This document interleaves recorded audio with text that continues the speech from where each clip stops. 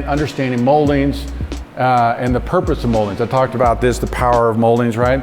So when we look at a cornice like this, okay, realize that moldings had purpose, okay, when they were being designed. There is supporting moldings that are moldings that lift up, that hold, okay? So, you know, if I'm gonna lift up something, I'm gonna put my arm up under it, right? I'm gonna support it, okay? The terminating molding is the ta-da, right? That's the finish, right? There's no support here, it's the finish. So, supporting moldings, terminating moldings, right? And so when you have a molding like this, it ends up in the bed mold, okay? It ends up supporting all of this other stuff. Notice you got two supporting moldings here, and then you've got a terminating molding up here, right? So as you're designing moldings, as you're putting these things together, they belong in certain places. They'll make more sense visually if we use them the proper way. There is a language of moldings. Okay, Georgian, Federal, French. Look what the French did. What in the world, right? How did they come up with that? There's some Gothic stuff in there. There's just French, okay? And so, but there is a clear language, okay? And if you want to do a Georgian molding, okay, you're going to you have a very heavy molding, okay? Whenever you get this thing projects out, it's going to be, you know, forward. When you get into Federal things are cut away, okay? So when you cut away, you lighten it, okay? So, right? So these things make sense, but oftentimes you don't think about them until you think about them. So there's a clear language, and when you create a French space, why not put French moldings in there, right? Because you're trying to do French, let's do French.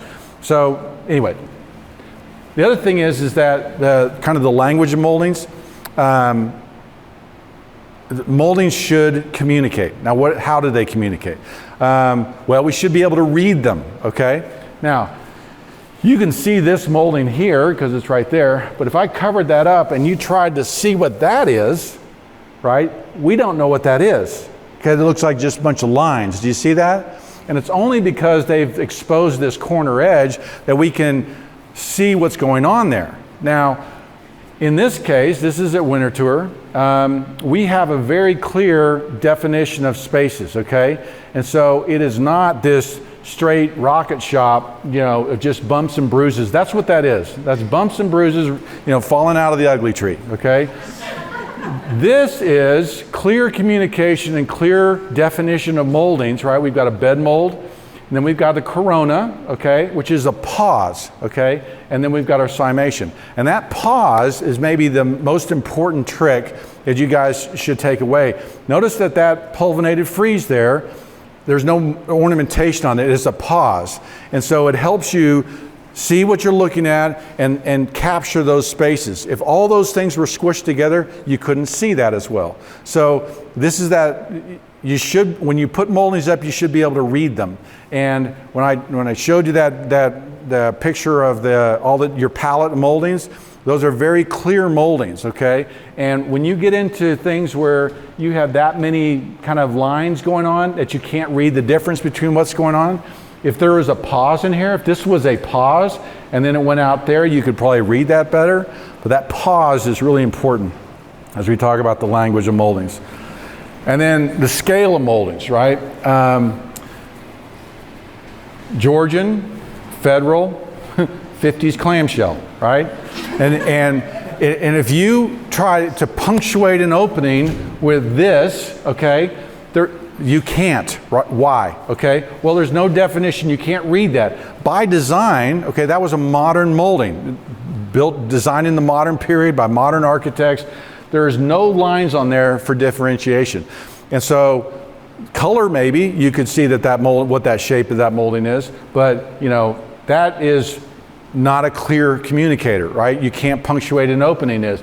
But because of, you know, these stops and these breaks, and realize that there is even a proportional relationship between this space and this space, that pause that happens even in that architrave that helps communicate. But the scale of moldings today have shrunk. And really, if you look, the average size molding in 1920 was probably 4.5 inches, 5 inches. The average size molding today is probably 2.5, 3 inches, okay? we need to break the habit of, sometimes we'll put 5-inch molding in a room and we're like, oh, it's going to be so big. But if it's scaled right, it's scaled properly, it won't look that big. And you can reassure yourself by going to winter tour and going to historic places and actually taking a tape measure and going, oh yeah, that's pretty big. So you'll see that. Not only scale and size, but scale of parts to one another, okay? In this case, I don't want you designing moldings that have a huge molding, okay, separated by the very small moldings. So this is a crown, this is from a builder, and the parts and pieces should relate to one another. If you look back at this molding, right, the scale of these different things, and we'll see this in a second, are all relational, okay?